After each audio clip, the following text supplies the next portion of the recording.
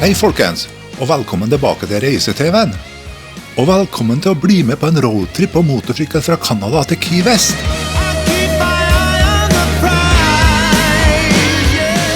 Underveis så besøker vi blant annet Washington, Niagara Falls, New York City og Daytona Beach. Vi pakket og klar for en reise over dammen. Og med 2 mellomlandinger så tar det nesten 1 døgn fra vi reiser hjemmefra til vi er på hotellet i Chicago.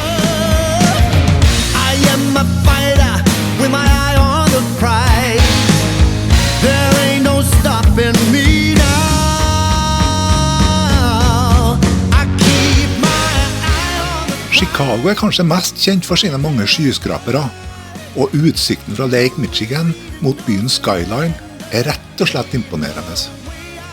I downtown Chicago starter også Route 66, som for øvrig går helt til Los Angeles.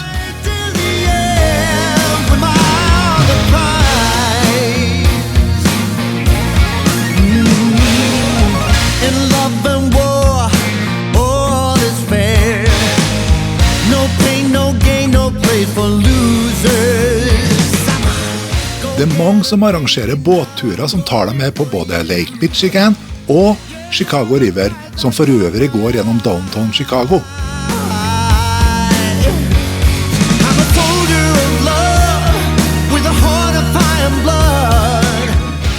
Skyskrapere og arkitektur er ofte tema på disse turene.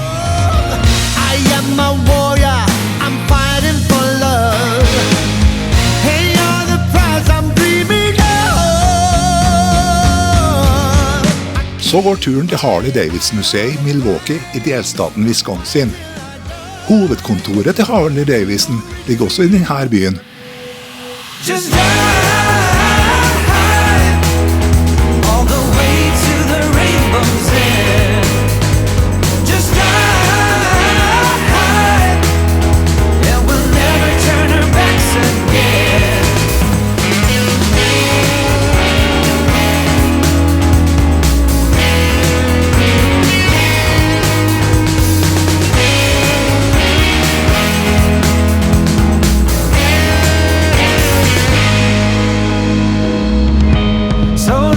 How we end up. The game is set to play. Every day remains the same now. One decision we obey. I just wanna climb on top of a hill and throw it all away, away. Take me far away before my mind spins. Da er vi klar for første etappe, og den går til Detroit. Den eneste byen i USA hvor man kan se Canada dersom man ser sørover. Men først må vi sjekke ut motorsyklene hos utleieselskapet.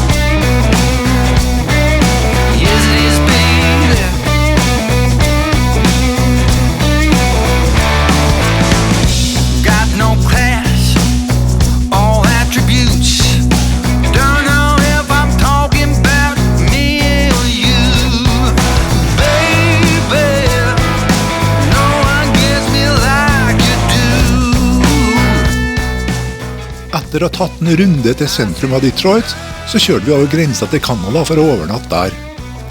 Vi tenkte først å kjøre en tunnel som går under Detroit-elva til Canada. Men denne var stengt for motorsykler på grunn av oversvømmelse. Så da bars det ut av byen igjen for å krysse grensa via Ambassador Bridge.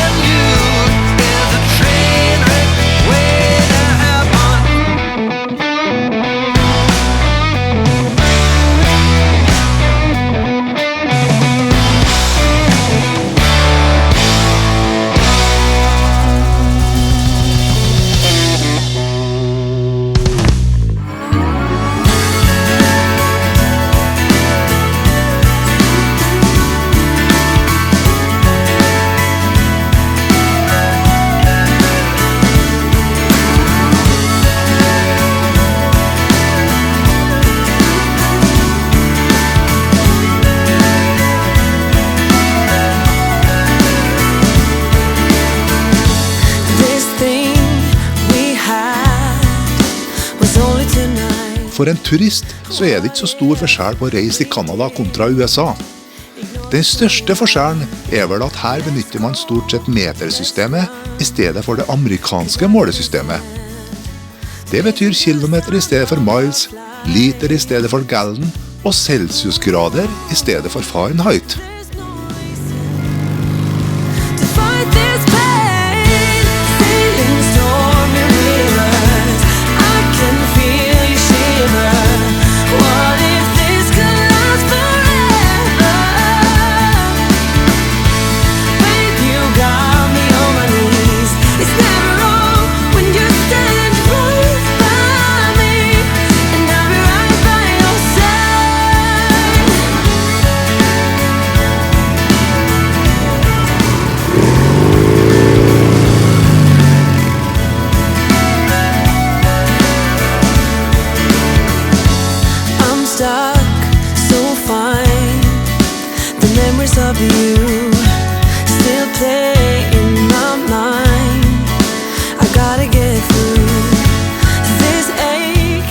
Niagara Falls er det største fossefallet i Nord-Amerika med hensyn på vannmengde som passerer.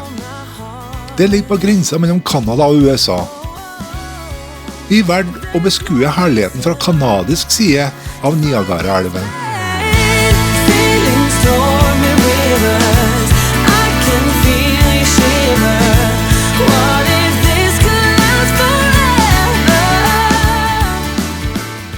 Now my wheels in motion and my windows open with the wind blowing in my hair.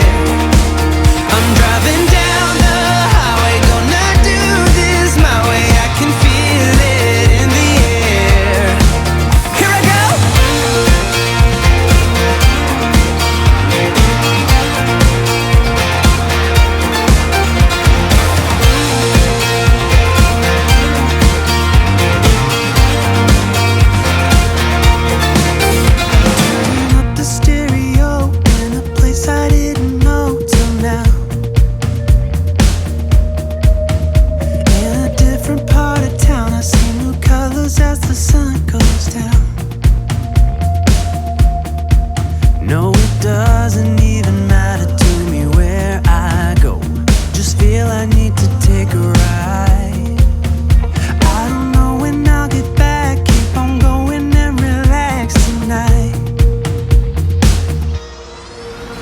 Now my wheels in motion and my windows open with the wind blowing in my hair.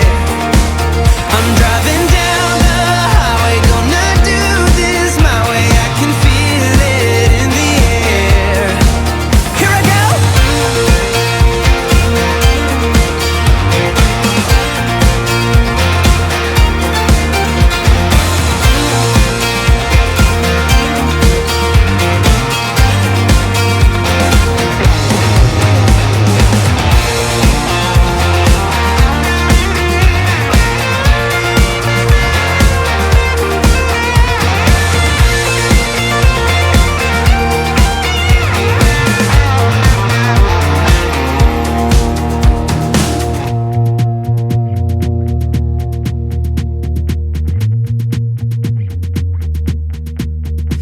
I'm not heading for the stars, driving down this boulevard tonight.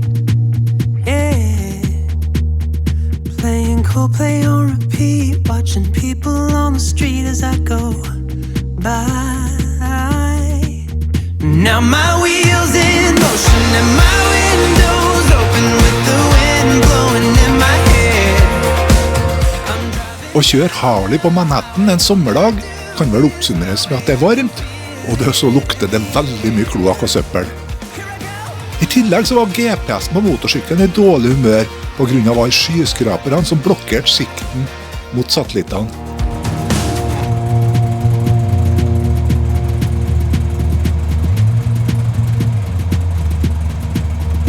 I'm not heading for the stars, driving down this boulevard tonight. Yeah, playing Coldplay on repeat, watching people on the street as I go by. Now my wheels in motion and my windows open with the wind blowing in my hair. I'm driving down the highway, gonna do this my way. I can feel it in the air. Here I go.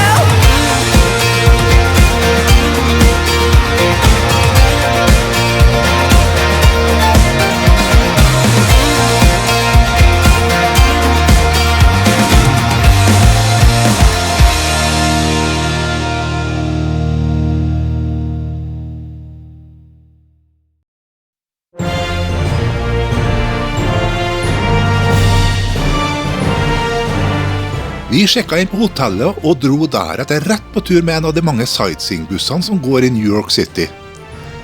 Vi ønsket å få sjekke ut hvor turistattraksjonene var lokalisert, og så var vi litt spent på hvordan amerikanerne hadde tenkt å feire nasjonaldagen sin.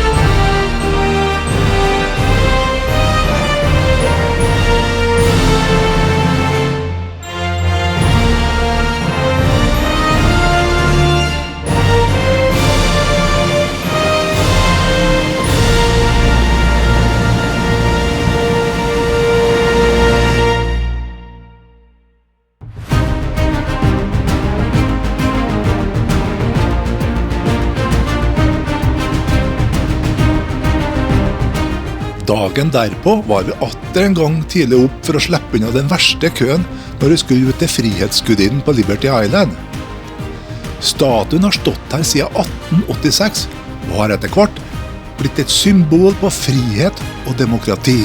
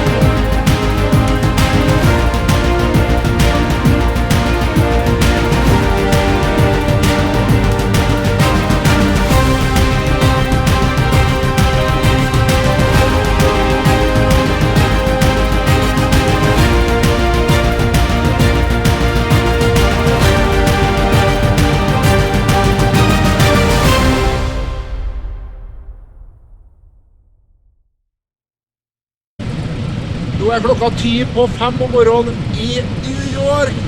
Og vi skal bare kjøre tunning i naboen.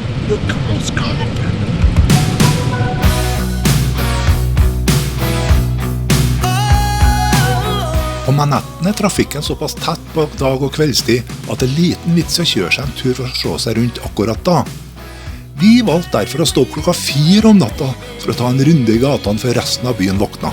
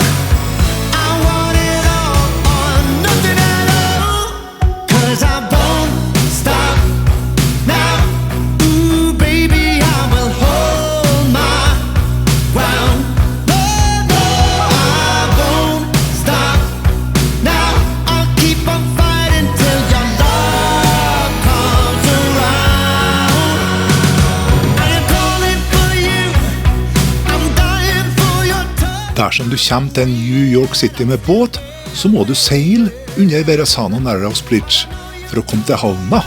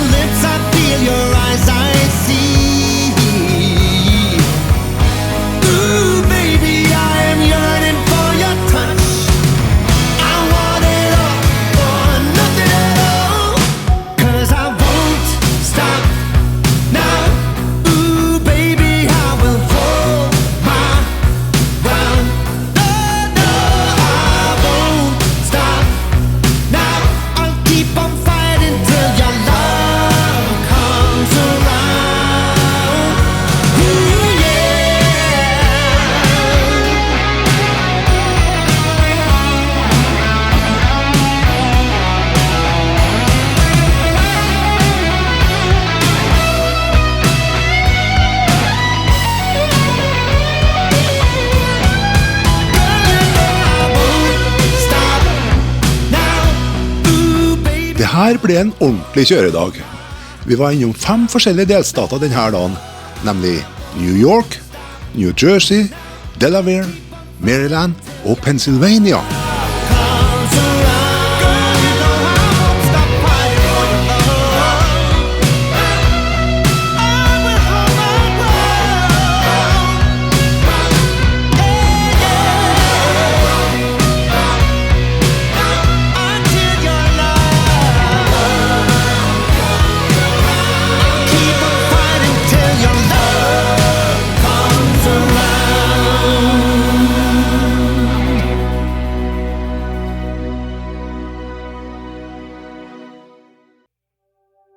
Amishene er kjent for å leve i bondesamfunn preget av et veldig enkelt liv, med enkle, tradisjonstro klær og motvilje til å tilpasse mange av bekvemmelighetene ved dagens moderne teknologi, som strøm, internett, telefon og biler.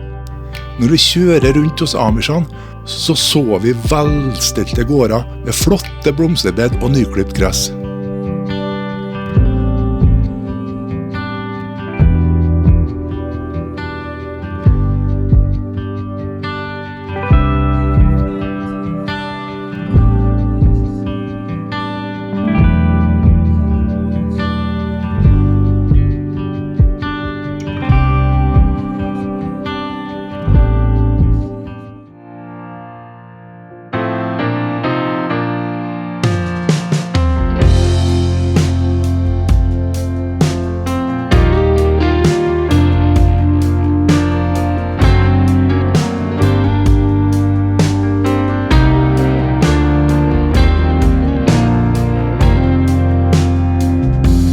Amishene har ikke noe tradisjonelt kirkebygg.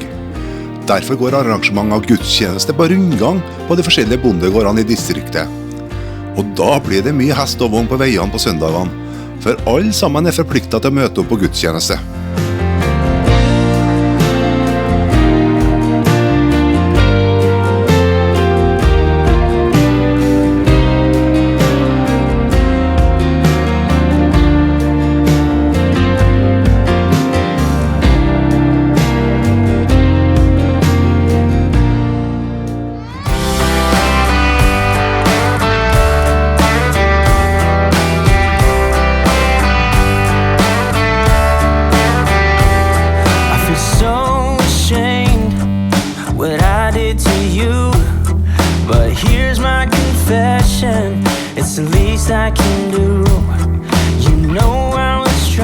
Washington-monumentet var det første landemerket som møtte oss når vi kjørte inn i hovedstaden. Deretter dukket plutselig Det hvite hus opp på høyre side.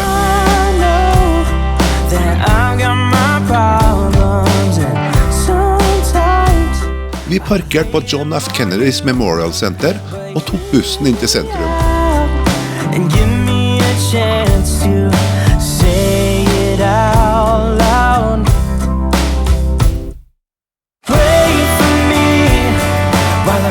Vi var dessverre ikke invitert inn til president Donald Trump for å overbringe alle hilsningene fra Norge. Vi tok derfor en runde rundt kåken som han har leid her i Washington. The President Park ligger rett nedenfor Det hvite hus. Her bruker helikopter å ta av fra når presidenten skal ut på tur.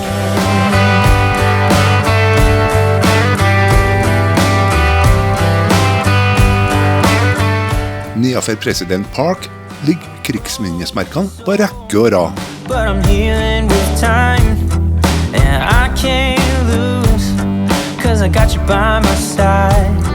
A million reasons for me to see clear, and you're in the middle, so I feel no fear. And I know that I've got my problems, and sometimes I lay them on you, but hear me out and give me a chance to say it out loud. Pray for me while I pick up the pieces, turning things around.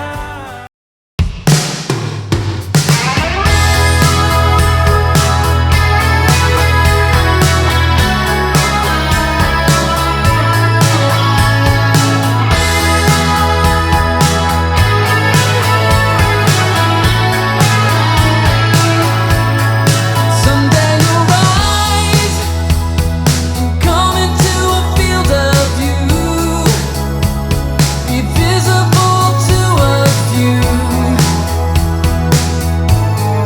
Someday you'll rise, sit that an angel will illuminate the sky. But my reflection is slowly fading out, and the vision of you and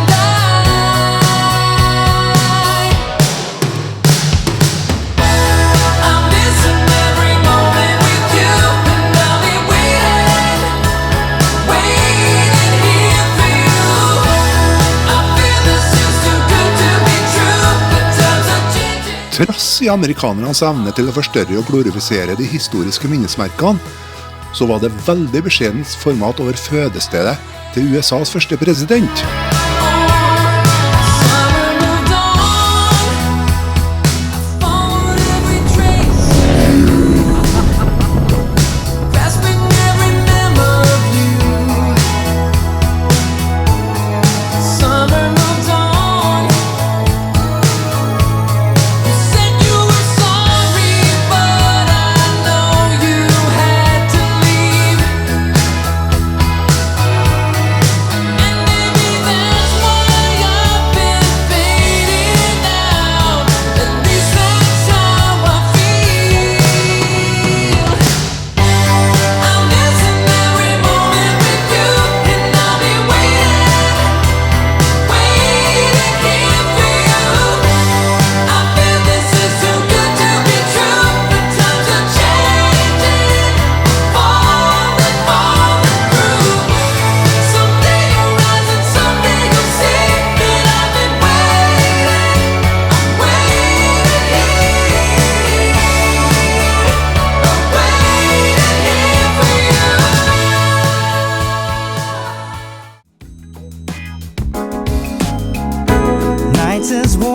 sense your breath on my chest, so calm.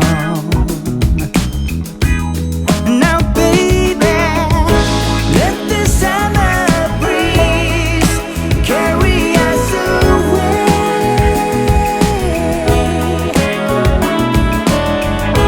Let the summer breeze carry us away.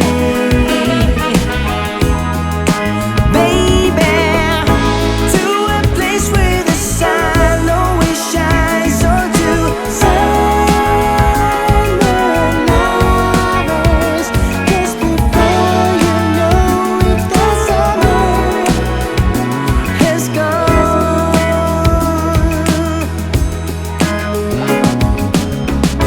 Halfway into life, you think you've seen it all. På Outer Bank ligger feriestedene på rekke og rad.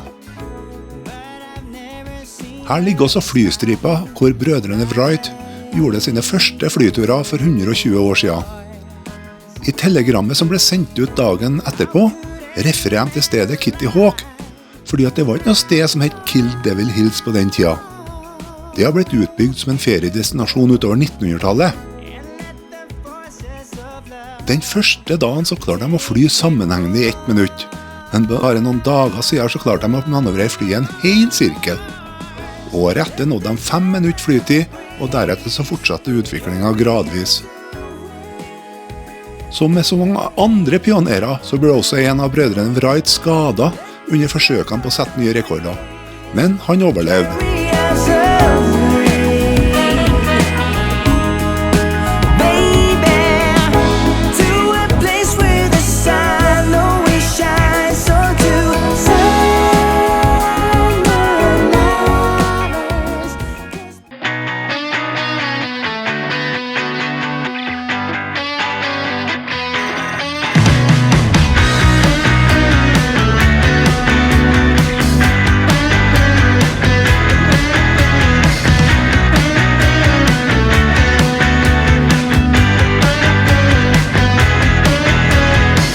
I used to be kinda sane. I used to act kinda normal. I couldn't complain. Now it's never the same. I find myself picking pieces of my scattered brain. Look what you've done to me, my insanity. Oh baby, hey, I wish that I was a madman, so that maybe I wouldn't fall for you, because you make me a madman, and I lose it all when I'm with you.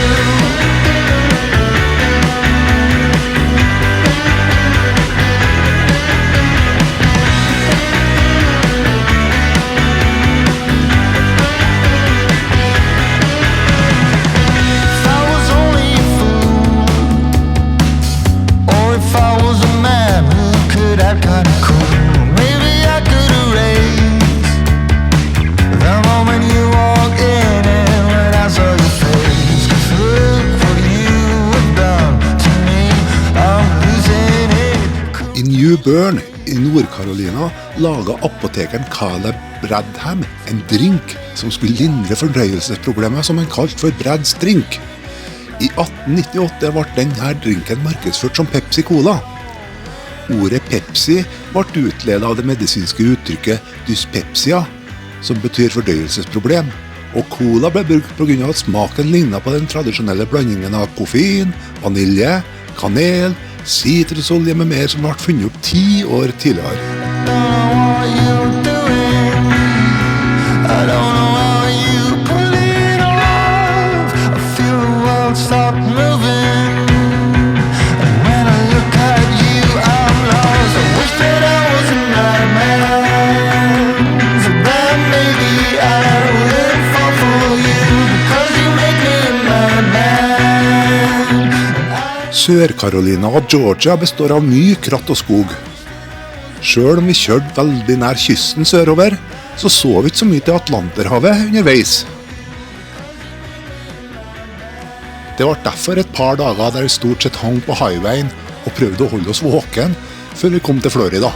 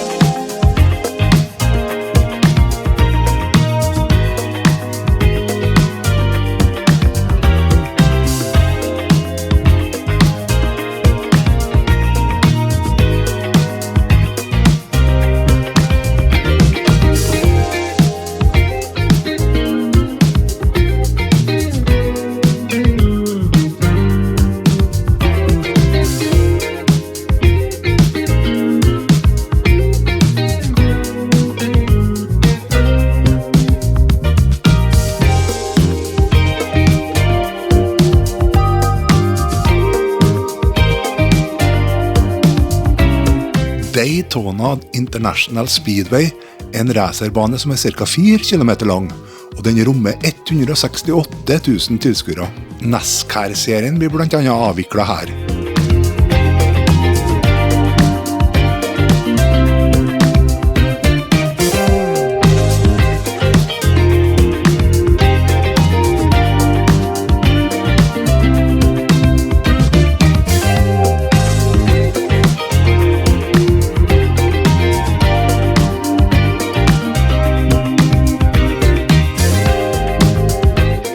Før racerbanen ble bygd i 1959, så hadde man billøp her på Daytona Beach.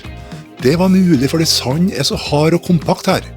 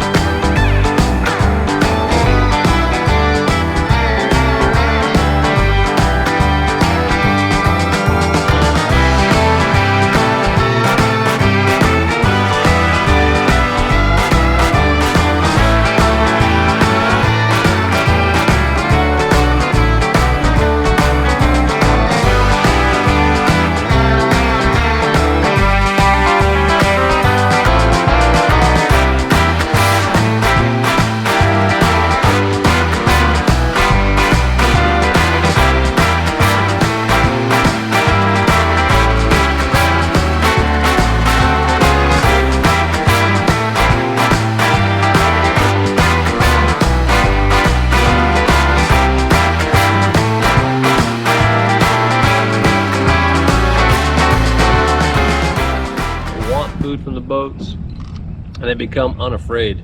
As you can see, he's a little bit curious. So if he's 3 meters long, he's jumping too. That's why my chair's so big. Norway? Norway. You don't have me. Good morning. High five.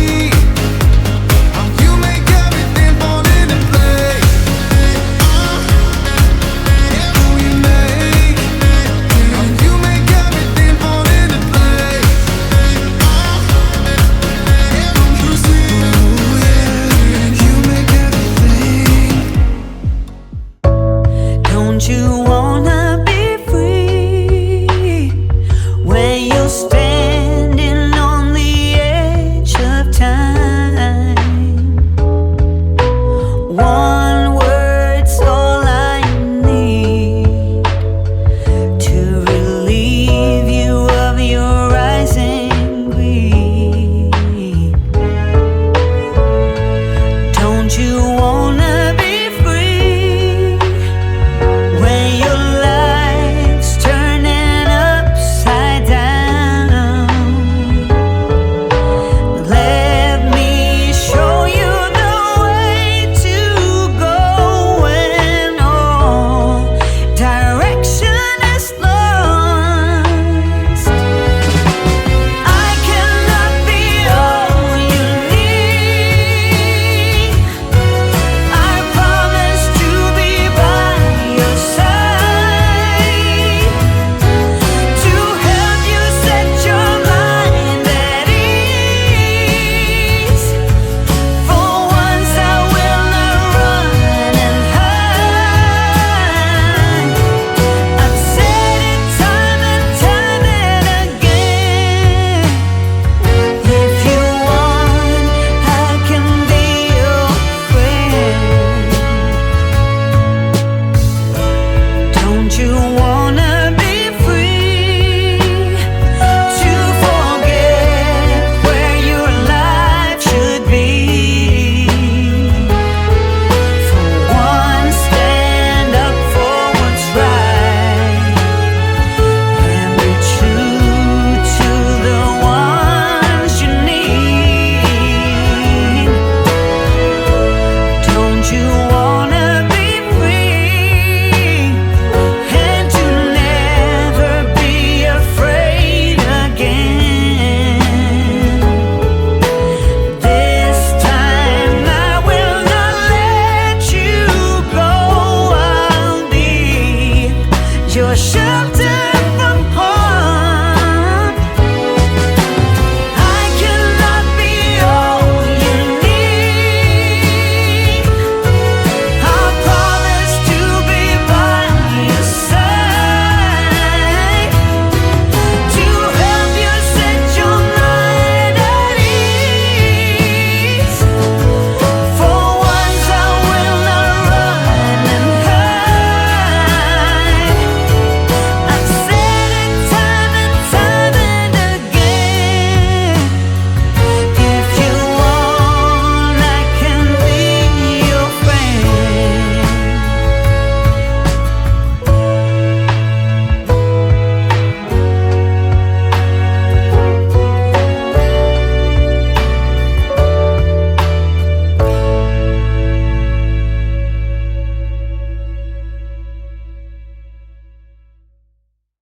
Det er ca. 250 kilometer å kjøre fra Miami til Key West. Og herfra så er det ikke lenger enn 150 kilometer til Cuba.